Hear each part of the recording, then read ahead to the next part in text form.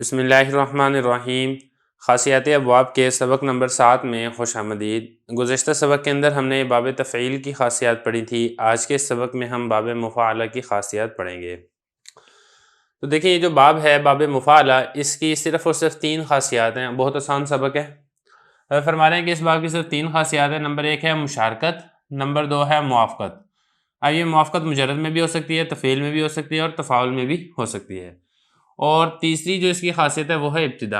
اب ایک ایک کر کے ساروں میں بات کر لیتے ہیں۔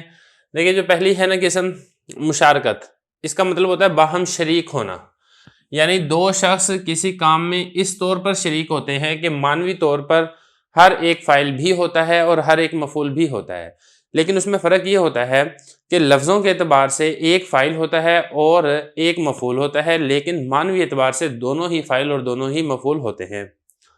اس کی مثال دیکھیں، جیسے زارا و زید عمرن، زید اور عمر نے آپس کے اندر لڑائی کی۔ اب زید نے عمر سے لڑائی کی، عمر نے زید سے لڑائی کی، تو دونوں ہی فاعل ہیں، دونوں ہی مفعول ہیں، لیکن لفظوں کے اعتبار سے زید فاعل ہے اور عمر یہ مفعول ہے۔ تو یہ تو ہوگی مشارکت۔ اب آگے دوسری دیکھیں معنی موافقت، یعنی ہم معنی ہونا۔ اب یہ جو باب مفاعلہ ہے یہ بھی کتنے باب؟ 4 باب ہیں جن کے معنوی اعتبار سے یہ برابر ہوتا ہے، یعنی معنی میں کوئی فرق نہیں ہوتا ہے، صرف باب کا فرق ہوتا ہے۔ ایک تو یہ کہ مجرد سے یہ برابر ہوتا ہے، جو معنی مجرد کا ہوتا ہے وہی معنی یہ باب مفاعلہ کا بھی ہوتا ہے۔ اس کی مثال ہے جیسے سافر زید و سافر۔ اب سافر زید، زید نے سفر کیا، باب مفاعلہ ہے۔ اور اگر ہم یہ کہیں کہ سافر زید، اس کو ثلاثی مجرد سے لیں تو تب بھی اس کا معنی یہی ہے، تو معنی کے اعتبار سے کوئی فرق نہیں ہے۔ تو اس میں اگر آپ دیکھیں گے تو اس کا یہ خاصیت ہے کہ یہ ثلاثی مجرد سے معنی کے اندر برابر اور موافق ہو رہا ہے۔ اس کے بعد آپ آگے دیکھیں موافقت افعال، یعنی یہ باب افعال اس کے ساتھ بھی موافقت کرتا ہے باب مفاعلہ، یعنی معنوی اعتبار سے دونوں یہ برابر ہوتے ہیں، دونوں کا معنی ایک ہوتا ہے۔ جیسے باعتہ، یہ باب مفاعلہ ہے، اس کا معنی ہے میں نے اس کو دور کیا، اور ابعتہ یہ باب افعال ہے اور اس کا معنی بھی یہی ہے، میں نے اس کو دور کیا۔ تو معنی کے اعتبار سے دونوں میں کوئی فرق نہیں ہے۔ اسی طریقے سے اس کی جو موافقت ہے باب مفاعلہ کی، یہ تفعیل کے ساتھ بھی ہوتی ہے۔ جیسے ضاعفت الشیء، یہ باب مفاعلہ ہے، اور ضاعفتہ یہ باب تفعیل ہے، معنی دونوں کا ایک ہی ہے، میں نے اس کو دگنا کیا، میں نے اس کو ڈبل کیا۔ تو یہاں پہ دیکھیں صرف باب کا فرق ہے، لیکن معنی کے اعتبار سے دونوں کے اندر کوئی فرق نہیں ہے۔ اسی طرح اس کی جو موافقت ہے یہ باب تفاعل سے بھی ہوتی ہے، جیسے کہ شاتم زید و عمر اور تشاتم۔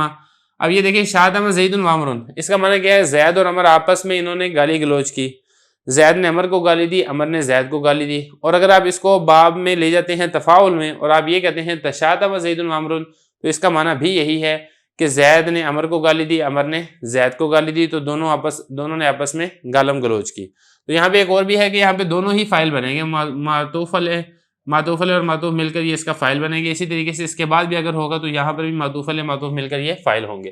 تو خلاصہ کہنے کا یہ ہے کہ باب مفاعلہ اس کی جو موافقت ہے مجرد کے ساتھ بھی ہوتی ہے، افعال کے ساتھ بھی ہوتی ہے، تفعیل کے ساتھ بھی ہوتی ہے، اور اس کی موافقت تفاعل کے ساتھ بھی ہوتی ہے۔